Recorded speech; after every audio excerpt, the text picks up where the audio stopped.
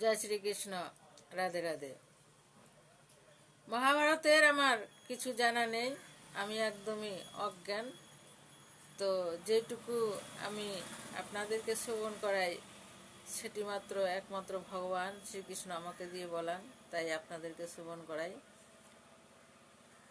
এদিকে মহারাজ পাণ্ডব তপোবনে তার দুটি সন্তান হলো, একটি ধর্মরাজ যুধিষ্ঠির আর একটি ভীম।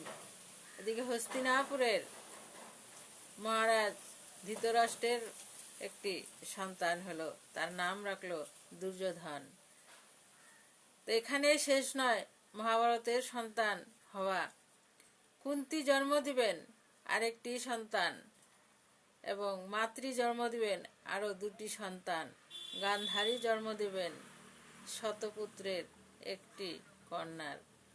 তাই এখনও সেই সবের অনেক দেরি। মহাভারতের যে নায়ক, যে আসল ভগবান শ্রীকৃষ্ণ, তার কথা শ্রবণ করতে আমরা চলে যাই মথুরায়। জয় শ্রীকৃষ্ণ। রাধে রাধে।